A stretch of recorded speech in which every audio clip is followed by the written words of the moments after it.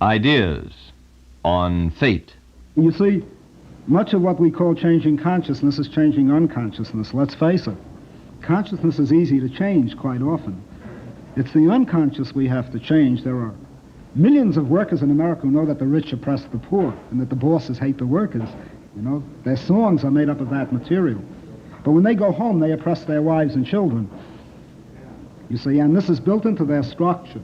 The fundamental problem really is not so much to change consciousness, but to change unconsciousness. In other words, to change the immensely socialized structure, the state within us, upon which the state relies for 99% of its so-called normality.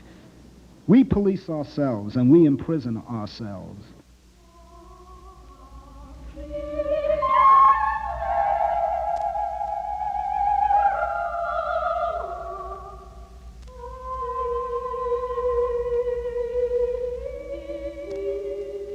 Tonight on Ideas, an encounter with Murray Bookchin, the author of Post-Scarcity Anarchism, and, as you'll hear, a very compelling speaker.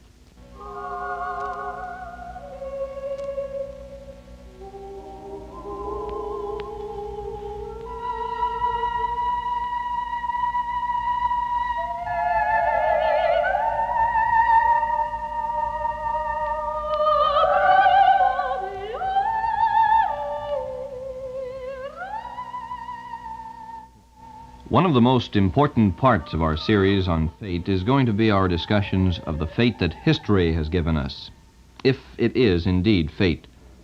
For example, our society has reached the point where we can take advantage of many machines to free us from some of our boring work.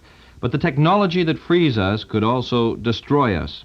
The technology of the atomic bomb comes from the same stock as the technology of the electric lawnmower. How did this technology develop? And can we control its workings? Other aspects of our society have been developing for a long time. Could they have been reversed? Can we even now reverse some of the trends, or are we really in the grip of social forces that will evolve according to their own laws, with or without our consent? Can man change society, or his way of thinking about it? The prison that Murray Bookchin was talking about. The unconscious assumptions we often work on. How much do they affect the way our society runs and prevent its change? These are some of the questions we try to deal with tonight by listening to Murray Bookchin. We recorded a speech he gave at the University of Toronto and some of the discussion that followed it. He called his talk simply Anarchy. But what is meant by anarchy? Certainly not gaunt and bearded bomb throwers or a license for chaos. But what? You've heard that anarchism is a body of theory, which emerged after the French Revolution and was gradually systematized by theorists such as Proudhon in France, Murray Bookchin from everywhere, since he had no special locale, although he originally came from Russia, Peter Kuropatkin, who also came from everywhere, although originally from France, and which have influenced our intellectual tradition enormously, whether we call them anarchist or not. I think of the fact, for example, that Peter Kuropatkin's mutual aid is now literally part of our cultural legacy.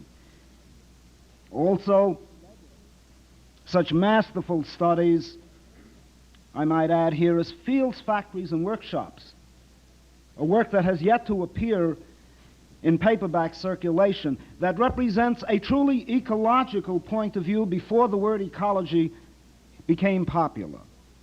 Namely, the concept of a society that lived in harmony with nature, that was decentralized, and that was scaled to human dimensions, so that people would understand the society in which they lived and would be able to control directly the society in which they live. In contrast to a society that today has become so gigantic that its cities are really immense nations, and its nations contain populations and bureaucratic structures that are beyond the comprehension of even those who run them. And yet I would like to go further, perhaps, than this, the most sophisticated notion that exists about anarchism today. and to try to describe anarchism in much broader historical and human terms. And I would urge you not to have any qualms about the word anarchism. If you like, call it mutualism. And there were anarchists who called themselves mutualists, or call it, in the spirit of Charles Fourier, harmonians, and call the new society the new harmony, if you like. Words do not mean a thing here. What counts more than anything else is the concept that anarchism projects of humanity, and even more important than the concept, the human spirit that anarchism or libertarianism or mutualism or whatever you choose to call it reflects. To understand anarchism is to understand ourselves and understand our history and understand our future. Because we as human beings emerged out of animality in social forms that can only be described as anarchist. These social forms, going back thousands of years, millions of years, consisted of small kinship groups, extended families, which gradually interlinked into clans and then into tribes and even tribal federations, in which, quite probably, and all the evidence I think points to it, there were no systems of professional coercion that were imposed upon the people who made up the community. What you had in these organic societies were direct face-to-face relationships between parents and children, in a sense, to use our own freaked-out language, brothers and sisters, in which no institutions of coercion existed, and in which people were organized primarily around their functions, and even status was largely functional.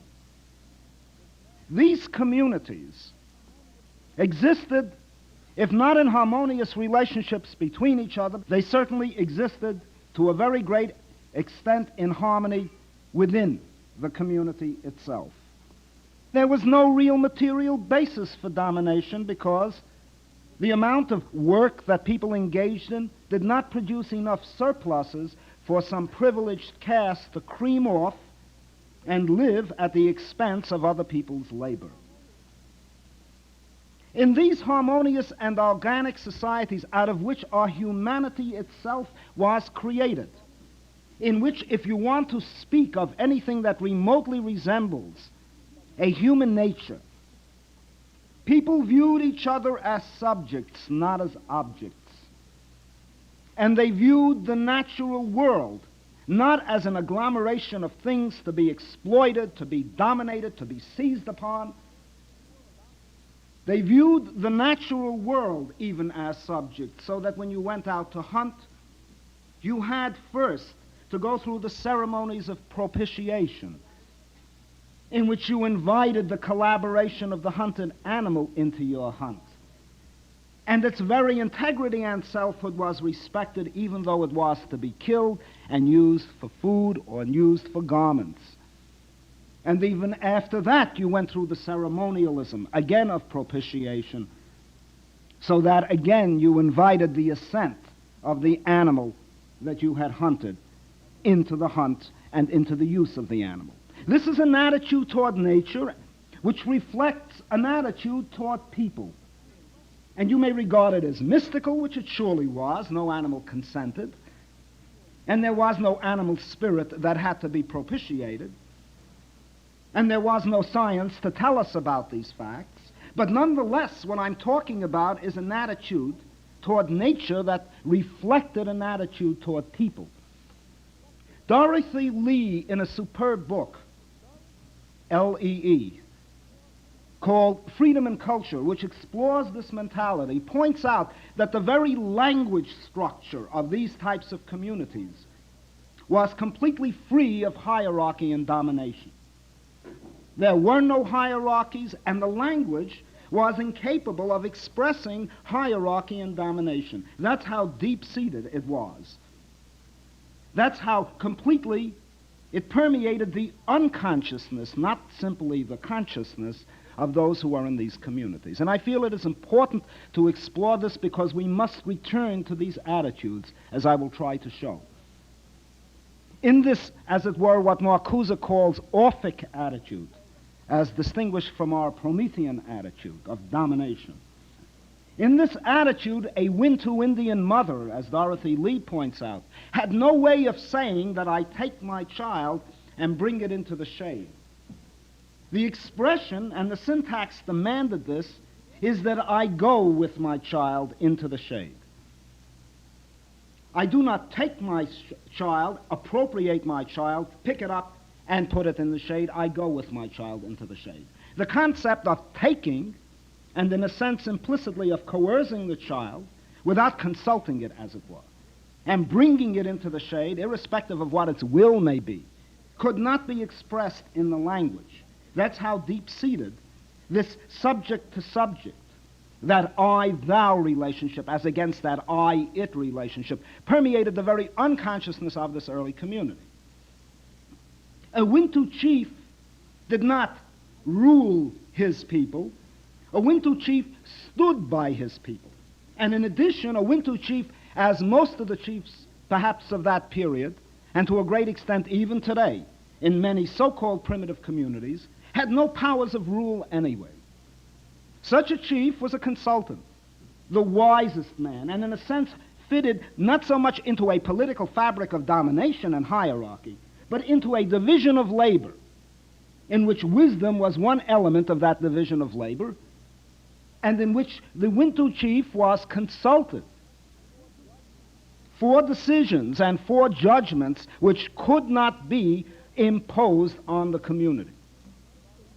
This attitude went so far, as Dorothy Lee points out, and she adduces dozens of examples from the Hopi Indians, from other types of communities, even from the Plains Indians, who were so relatively neurotic and represented, incidentally, a reconstitution of tribal life owing to the development, the appearance of the horse. She points out that this attitude went so far that a Wintu warrior or hunter did not own bows and arrows. He, too, like the chief, stood by his bows and arrows. So that there was no designation and there was no language and there was no syntax for possession as well as domination.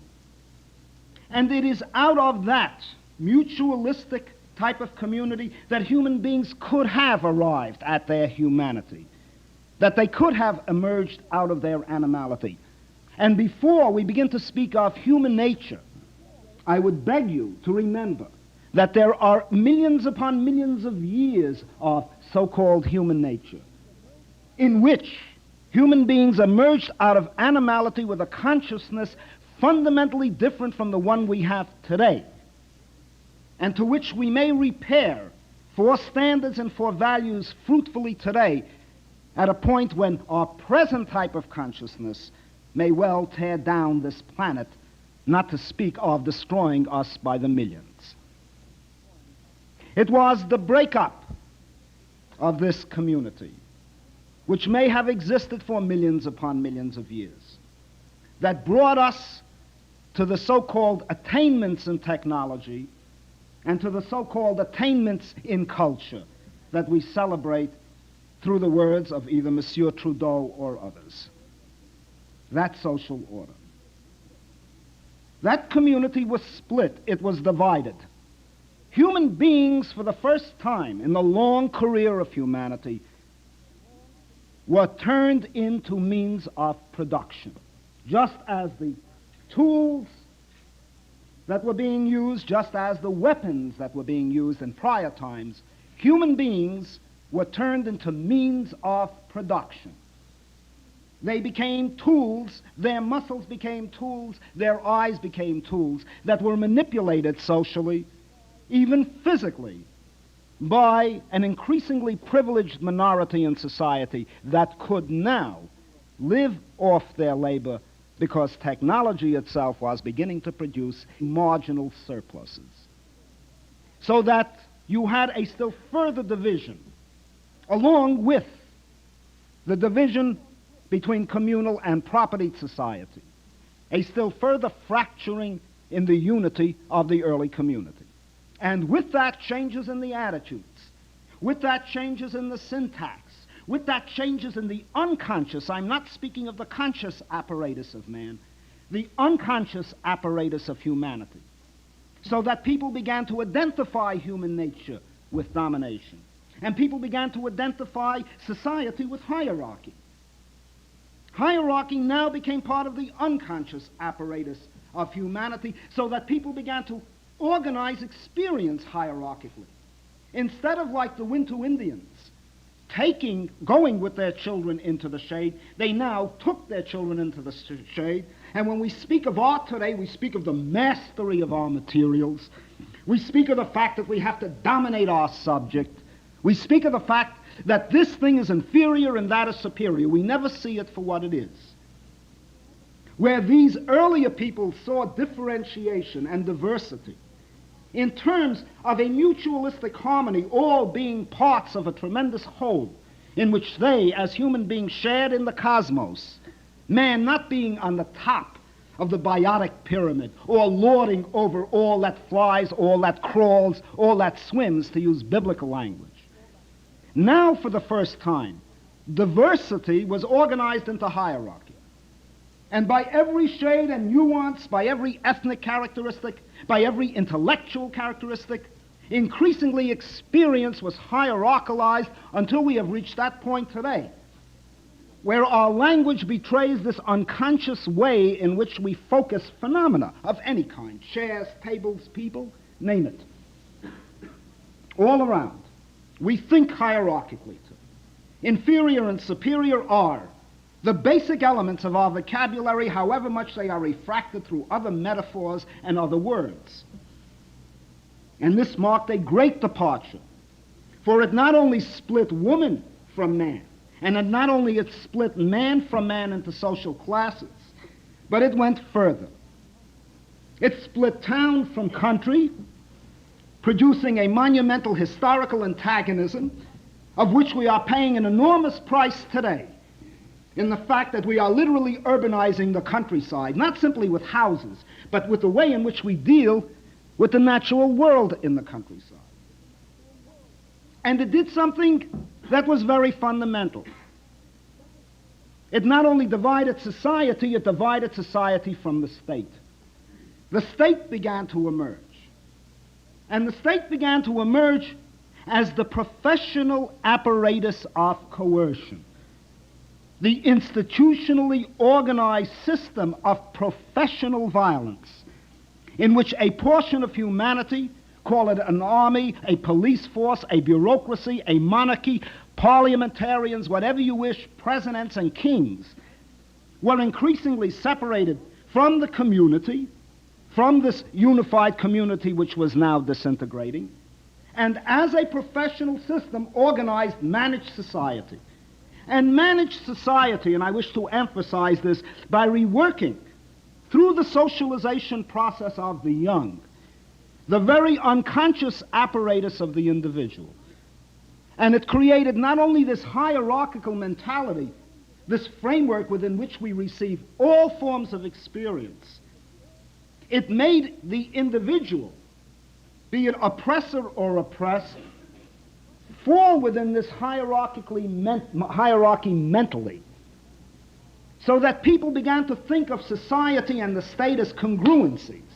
How could you have a society without a state? Not the idea that for millions of years people lived without the state, but that the state and society are congruent, that society is the state, that the state is society, and you get it in pronunciamentos of the kind that you hear by heads of state and by journalists. And with that, these identifications, we became paralyzed mentally, not merely in terms of our unconscious. We can daydream with consciousness. I mean, not merely in terms of our consciousness. We can daydream with our consciousness. We can sit in classrooms, or we can sit in workshops, or work in workshops, or we can walk through the street and daydream about our sovereignty, about our freedom, what we would like to do with life without any authority over us. Or we can fall asleep in that twilight zone like Finnegan in Joyce's novel, and wander and meander through all types of liberties and licenses, if you like, where we are free. But it was in the unconscious material that this type of society began to socialize human beings, that it began to tear them away from what amounted their humanity. And then finally the ultimate split took place, the self-alienation of the human being, herself or himself. The self-alienation of the human being in the sense that we began to divide mental work from physical work, to regard mental work as prestigious, physical work as something to be disdained and to be avoided. Our sense of creativity was organized into the division of labor, so that our human resources to create, those libidinal urges to produce new forms, to create new forms, all of this was taken and organized around the industrial system and the factory system, so that we became truncated human beings, like Charlie Chaplin in the movie Modern Times, where he stands at the assembly line and can do only one thing, this. And when he leaves the assembly line, he can only walk around like that until his musculature has to rearrange itself, find its humanity, his back has to straighten up, and suddenly he looks dazed upon the world.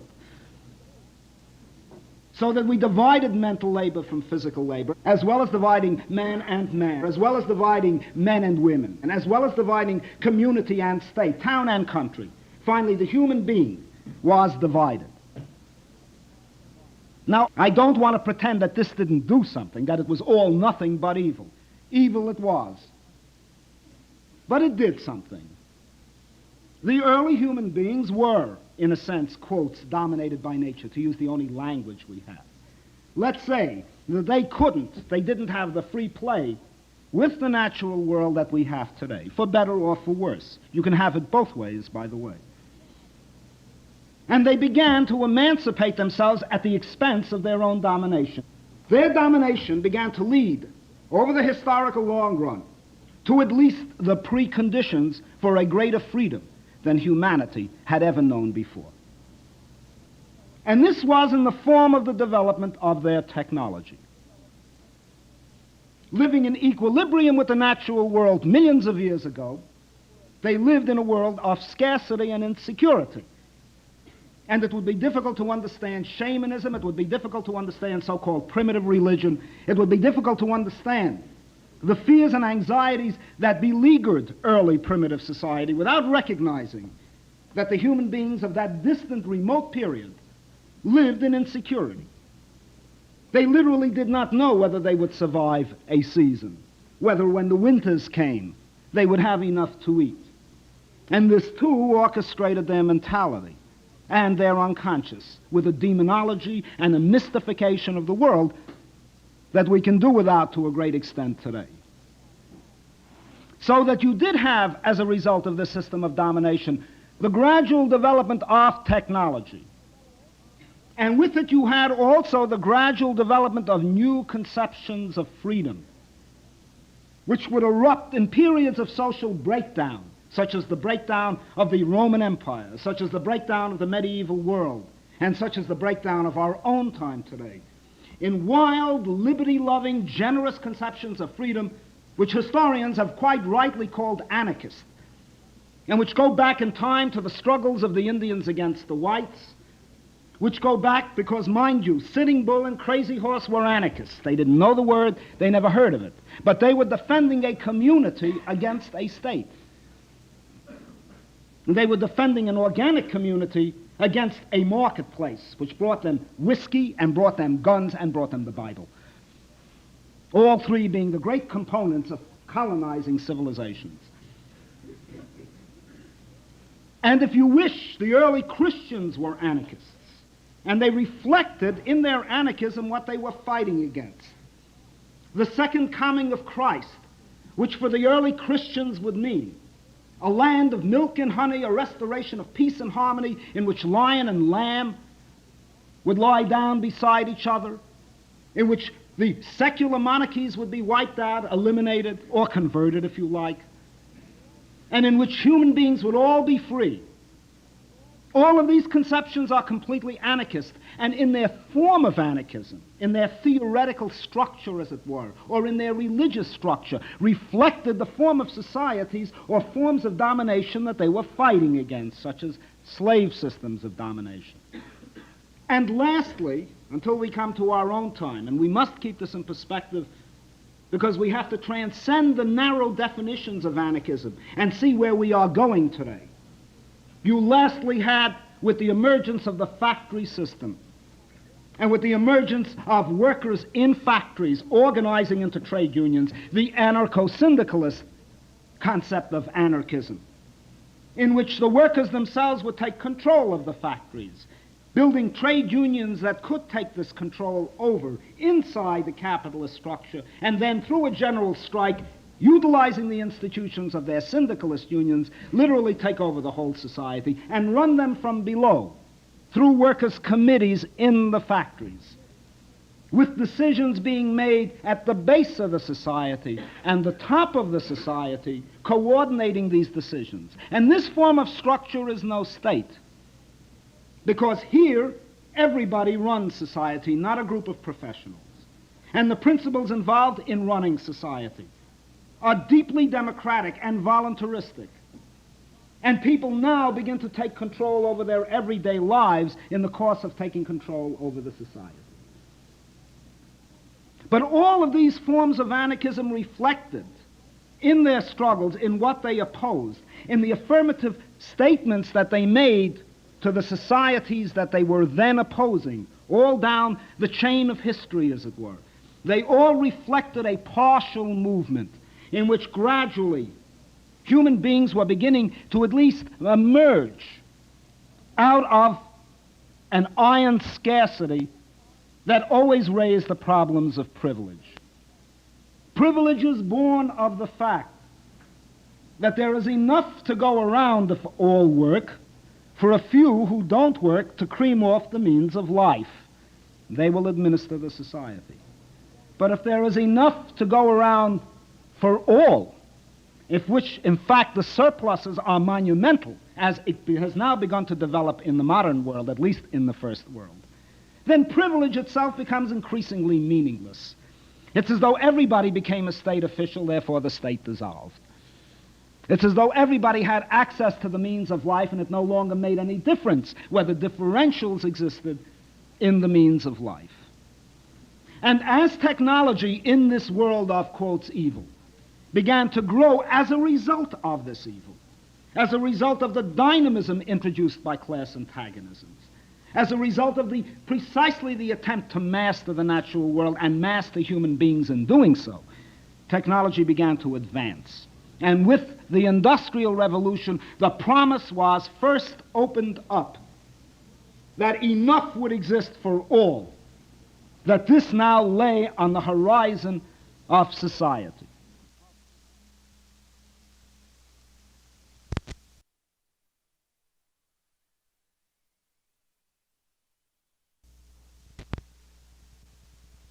And now we have reached that point of social development where more than enough can exist for all. That is the point that we have reached. And in reaching that point, privilege has now become totally irrational. Hierarchy has become totally irrational. And scarcity today has to be planned, so that most of the plans that are made up in the United States, and I suspect to a great degree in Canada, not to speak of Western Europe, are plans designed to provide work for people who shouldn't even be working. We have reached that insanity. We have reached the insanity where a planned economy in the Western world means planning scarcity, so that a vast portion of the technology can be devoted, must be devoted, to means of destruction, not even means of production and domination, but literally means of destruction, in the form of a vast arms economy, in the form of a vast nuclear bomb apparatus, rockets, planes, you name it. Not merely as instruments in engaging in a Cold War that has now become very lukewarm, but also as means, and above all perhaps as means, of diverting the enormous resources of this technology so that means of waste can be produced and wasteful jobs created, wasteful professions, wasteful occupations, a wasteful way of life that is wasteful not only of nature but of the human spirit. And here we have come to a key point that I have to emphasize, and that is that all these forms and institutions, the patriarchal family, the class society, the property system, the state apparatus, and even the city itself, for anyone who has seen the cities of the United States particularly, and those of Western Europe, have now reached their historical limits. They no longer, even in evil, perform the functions that they traditionally perform. They no longer even act as stabilizing factors and elements in the society. Right now, the patriarchal family is not a source of order, however coercive. It is a source literally of disorder. The system cannot even assimilate it.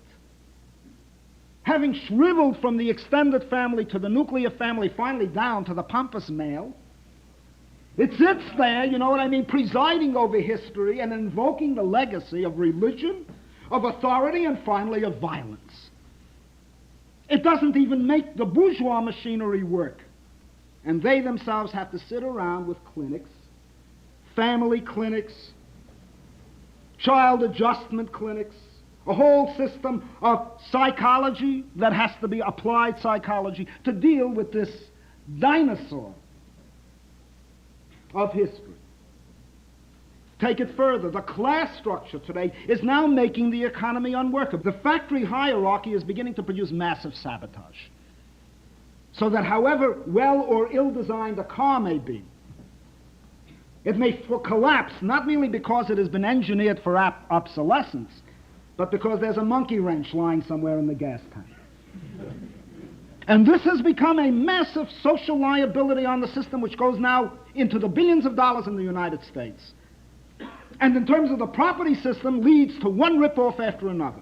They are now in New York City slowly staffing every single major store with a small army, with devices, and a whole industry has emerged to validate the property system in the midst of this sick abundance, with a police system that sits around and scrutinizes, and devices and television cameras, and I venture to say in time there will be more television cameras in stores than there are any place else, to find out who is taking what. And rightly so. And the worst thing that they find is that it is not only the freaks who are coming in, and not only the middle-class ladies with their chauffeurs behind them carrying the basket. Horrors of horrors, it is within the bureaucracy itself, and even the guards are stealing it. And this is no joke, this is a reality for them. So that the lie detector and the guy who interprets the lie detector will have to be lie detector. So that the property system has literally become obscene. And already they sit around with vagaries about how they can go around and give everyone possibly a guaranteed annual income, or somehow give it away, you know, in such a fashion, through coupons, through God knows how, so that we'll still seem to have the structure of scarcity, so that people will be still buyers and sellers, which is what the human being has been reduced to in this system. All of this, at least to maintain the fabric, of a hierarchical society. And this is what the planning is for. This is what they plan. We have reached a point where all of these splits now, whatever they did for society, have now become exhausted. They have now reached their historical limits. And most significantly of all, not only do these splits threaten to undermine civilization by producing a barbarism, urban, nuclear, or whatever you choose, or human and spiritual, but on top of that, these splits threaten to destroy the natural world itself. Because again, to return to what I started with, the Promethean spirit of domination, the atomization of human beings and their reduction into objects, and the reduction of the natural world itself into an object to be dominated, to be exploited, to be literally ransacked for the sake of production, an insensate, mindless production defined exclusively by profit and defined exclusively by the exchange relationship between buyers and sellers, to which the whole human spirit has been reduced today, threatens to undermine the natural world itself. And what I'm getting at here is that this system is not only harmful because it produces pollutants, but because it is a parasite on the natural world. It is a pollutant that must devastate the whole natural world if it is permitted to continue its present development. But that present development is its very law of life. Production for the sake of production. It makes no difference what you produce, as long as you can sell it. And since you've got so much to sell, you have to create consumption for the sake of consumption. Which means that if you don't consume, you are not a good citizen. Not only that, your psyche has to be organized to find relief from this horror in buying a new dress, or buying a new pair of trousers, or buying a new car, or buying a new home, or refurnishing your home, or adding 3 television sets to 4 television sets, and 3 cars to 2 cars, if you're only stuck with 2 cars. And if you can get a summer home, and an autumn home, and a spring home, that'll settle it for them. And this is inherent in the system. It is not advertising. Advertising is merely the expression of a law of life, a dialectic of the social system itself. The splits have to be healed, and that is what anarchism is about. Anarchism is about the healing of these splits, and again, the restoration of a human community, not going back to the past, the way the professors have been saying, not stripping ourselves of technology, again, the way the professors and academics describe anarchism. That is arrant nonsense. Arrant nonsense. Bakunin and Kropotkin, even in the 19th century, not to speak of anarchists now at the close of the 20th century, recognized that technology could be turned from a means of domination into a means of liberation. That is nonsense, that anarchists want to go back to the peasant village, that they want to go back to horticulture and simply, you know what I mean, the dibbling stick, forget about it. That is rubbish. What anarchists do say, and this applies to our time more than anything else, is that the splits have to be healed, and that society now has to be turned into free communities based on all that is ecologically viable in this technology, and also on a highly sophisticated technology that can be used on a small scale, that can be used to integrate the resources of a community into a kind of eco-community, an eco-technology that will begin to utilize in patterns the energy resources of the sun and wind as well as fossil fuels, so that you can have a balanced, harmonious, ecological type of energy system, tailored to a community located within a region or an ecosystem, if you like, to use ecological language, that does not act as a cancer on the carrying capacity of that ecosystem. That is what anarchists are today advocating. They claim today, and rightly, that all the institutions that in evil carried us through a civilized form of barbarism have now to be stripped away, and a true human type of relationship is to be established. This would entail the decentralization of the cities, which are in their own sense not decentralizing but caving in. This would entail human relationships on the basis of personality, not on the basis of inferiority and superiority, allowing for the diverse characters of human qualities and individual qualities, integrating into a free community which would directly, not merely through representatives, directly manage society. We go back again to the Hellenic ideal on the basis of a new technology and on the basis of a new body of knowledge.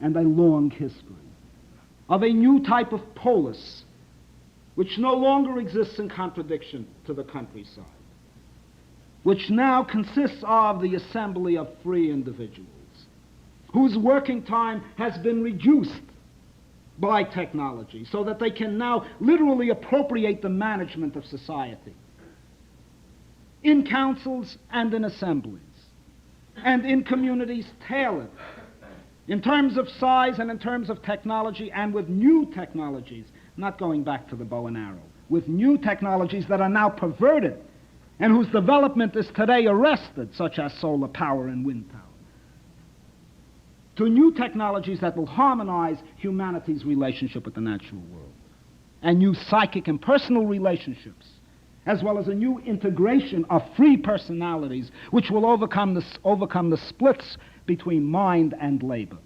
between conscious and unconscious. And finally, the elimination of all those institutions of hierarchy and the restoration again of a new animism, a new way of looking at experience, an Orphic way, to use Marcuse's language, that will restore again that long legacy in the human experience, the I-thou relationship instead of the I-it relationship. And this today is taking place unconsciously, no matter what I have to say or any other anarchists have to say. Intuitively today, millions of people are beginning to rebel in their very gut, and in the forms of the counterculture for all its limitations, perversions, one-sidednesses, and all the criticisms you've heard. Nonetheless, intuitively, reflecting the tension between the exhaustion of what is, the exhaustion of all the institutions that make up what is today, and what could be in the form of a free utopian society. What I've described to you is almost a hereditary vision of utopia that was once dismissed merely as utopia and dismissed merely as visionary. The Industrial Revolution made that vision increasingly possible. And that vision was increasingly spelled out in the form of socialism and Marxism and even anarchism. Our own time has now made it necessary. We have now passed from the realm of vision and the realm of possibility into the realm of necessity. The dictates of ecology itself impel us to try to actualize that vision at the peril of either destroying society or destroying the whole world of life, with the monstrous devices we have today. And if the French students could say, be practical, do the impossible, I would add to this, if we don't do the impossible, we will wind up with the unthinkable. Thank you.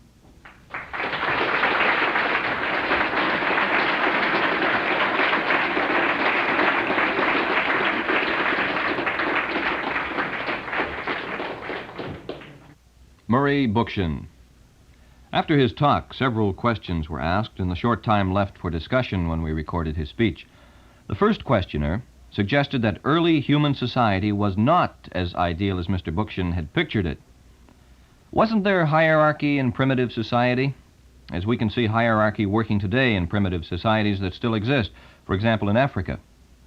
Are there not native aggressive tendencies in man that inevitably lead to the domination of man by man? I would answer that by saying, one, I never said that these societies, any so-called primitive societies, were idyllic. To the contrary, I said that they were riddled with demonology, shamanism, anxieties. Now we get to hierarchy, which is a separate matter. And also, finally, surely they were, quotes, dominated by nature. If you have to fight, say in the very earliest periods, saber-toothed tigers for all we know, and wild beasts are your problem before you get to any other problems, you don't have an idyllic society, of course not. Now the question of hierarchy is another matter, and I agree with you that there are aggressive impulses, particularly in males, and that has been due to a long evolution. And there is a certain biologism involved in that, but that can be tamed, believe me, and it better be tamed is more important. I would add one more thing to that. First of all, Africa is not an example of idyllic or even primitive societies. The African societies we regard as primitive because we see Africans in a very highly structured and very advanced empires, in empires in loincloths, so we assume that because of that they are simple, primitive peoples. That is untrue. Africa as a continent has been the arena, no less than Europe and no less than the Near East, of extremely complex societies which emerged out of early clan groupings and finally led to immense empires as these things go. Even pastoral peoples who invaded peasant peoples, as they did in the Near East back in Mesopotamia, so too in Africa you had the same invasions, you had the same hierarchies, you had a recapitulation in Africa, in black Africa, not to speak of North Africa, you had a recapitulation of the history of humanity. So it would be wrong even to adduce the continent as an example. The thing that I would be concerned about are the aggressive impulses in humanity, and I don't think we should sidestep that. Human beings went through a vast period of hunting, a hunting phase which was not simply a culture, but which conditioned them as human beings, biologically, anatomically. We today have bipedal gait, and an upright gait, partly because we were out on the savannas many, many years ago, the African savannas. We were out there, and we had the advantage through our erect posture, not simply of carrying tools and carrying food, great advantage, especially since we were flesh eaters, but also of peering over the savanna grasses. You see, that is at least one theory. You can accept it or reject it. It is now pretty popular. So we were conditioned into a biology for hunting and for killing. And these impulses may be with us today. I'm not going to deny that. The question now is whether or not we can afford to have them any longer and whether we can re-socialize humanity into other types of behavior. That has been done historically. This is not something that we have to deliver merely to the hands of psychologists and endocrinologists to deal with the problem. That has been done historically. I have visited Pueblo Indians, and I have visited Hopi communities, and I speak not simply from a learned knowledge. And I can tell you that Hopi, which means the people of peace, were marked, at least by artifacts that suggested a very pacific type of people. So that even that turbulent male hunter, who is capable of a physical, shall we say, equipment for behaving, if not aggressively, at least in great spurts of energy, can be gently deflected and utilize that good energy for much more harmonious and creative purposes. So the problem is there, but the problem has been solved in the past. It is not that I have to project this into a utopia to describe to you people such as the Hopi and such as the Pueblo Indians and such as highly pacific and harmonious peasant civilizations that actually did achieve, at least in their psychic structure, that Orphic personality that I think must exist for the future if there's going to be a future. We all have to do the resocializing. That's what I'm getting at. What I'm getting at is that we are discussing how we can remake ourselves, not only remake society. I would never leave that dimension outside the picture. Life in North America is not very pleasant, as Murray sees it. We have material comforts, but there is spiritual discontent, and there doesn't seem to be any mass movement aroused for change. Many people think that the guidelines for political action can be seen in some of the popular movements of Asia and Africa. Does the so-called Third World offer a model of change for us? There was a myth abroad, which is now waning a great deal, that although our classical proletariat at home no longer is as revolutionary as Marx anticipated it would become, and has not been for a very, very long time, and for many reasons, psychological as well as just strictly economic. The work ethic, obedience to the factory hierarchy, the basic character structure of the working class, which I personally know very well, having come out of that class. I would say in addition to that, there was a redeeming theory that if our working class at home was not doing what we expected it to do, at least the Third World would be that proletariat for us. This myth of the Third World acting as our working class is a dangerous myth. First, because of the kind of tactics it produces in weathermen, and secondly, because it is not even based on objective reality. The United States can control the world, even if it means destroying the world. And the United States is not a paper tiger. On the contrary, it's a real tiger. The United States has amassed, together with Russia, an armamentarium that can literally pull down the planet. And if its back is up against the wall, as Hitler's back was up against the wall in 1945, when he was prepared to have his Gotterdammerung, you know, Fall of the Gods in Wagnerian style with music and vast crescendos behind. And yes, this is a great theme of capitalism, the Gotterdammerung, the fall of the gods, the fall and burning of Valhalla. That is merely the Teutonic form. America today has its neo-bureaucratic form called the Rand Corporation. We grow and times change. This form of power must not be ignored, and with it, if you wish to call it a revolutionary strategy, has to be formulated that can deal with it. You do not have in the third world a proletariat. You in fact have a people that are fighting, still taking up the tasks of the traditional bourgeois revolutions. That is national freedom. That's not a simply socialist or anarchist demand. Socialist demands and anarchist demands go beyond nation. The right to build their own technologies and develop industrially, these are the tasks of capitalism. The last question. Did we have to go through the stage of capitalism to reach the point where the anarchy Mr. Bookchin talks about is possible? Was the history of exploitation and aggression we have gone through necessary to open our eyes to what a different world we might have? Is technology alone the sole and sufficient reason that a new vision of society is possible? Well, I never said that technology is the sufficient reason for getting there, you know, and necessary. What I did say is that technology has now at once made it possible. Technology in the hands of a market and in the hands of these institutions has now turned technology from means of production into means of not simply domination, but means of destruction. That's what I said.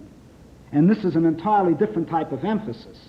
I submit now that you have an institutional structure and you have a psychology that goes with it, that owing to the development of technology, in itself a barbarous body of institutions and a barbarous psychology in my view, but which through the cunning of history, to use Hegel's term, nonetheless in evil managed to pull man, humanity I should say, out of the domination of nature, again domination in quotation marks. This technology now has to be deployed humanistically, which means that new institutions, new psyches, new relationships have to be established.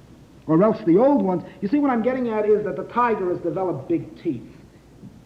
Bigger teeth than we ever expected. That doesn't mean that the tiger is defined by its teeth. You see, the tiger is the tiger.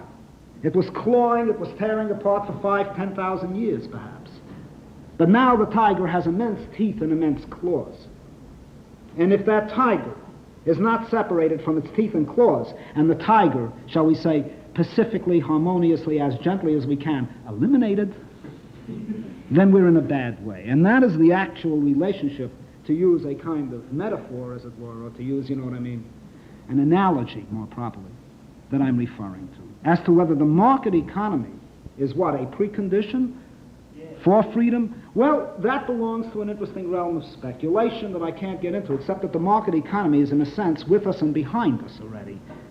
Whether capitalism had to follow that destiny, that it became one of the most vicious systems in history, is another question. And that takes us back to when Columbus discovered America, the expansion of the Atlantic market. It's a big thing. So there's no point in quite going into that. But strategy, I should say, as a perspective, anarchism does not seek the seizure of power.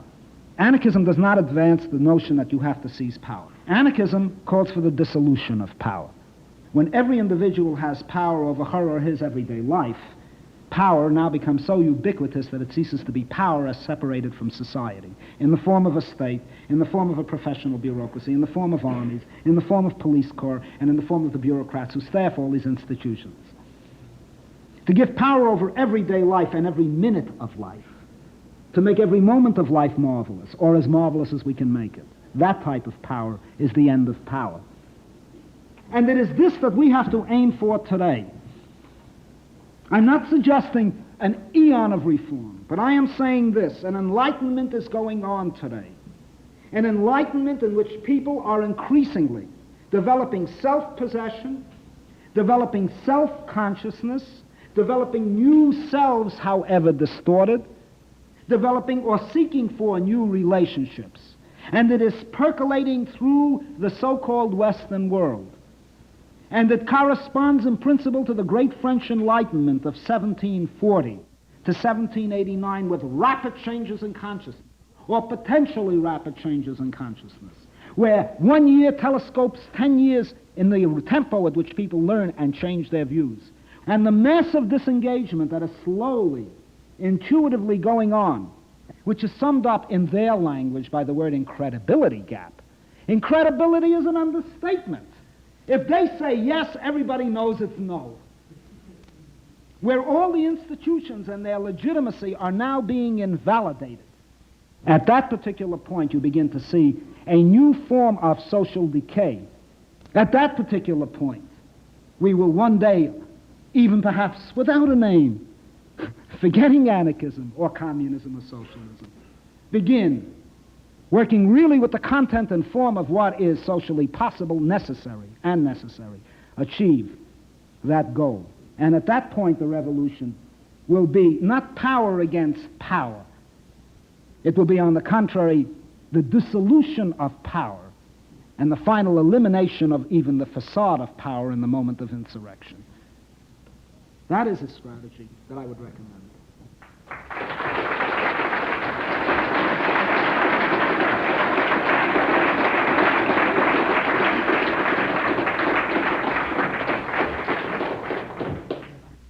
Murray Bookchin, the author of Post-Scarcity Anarchism, recorded at the University of Toronto.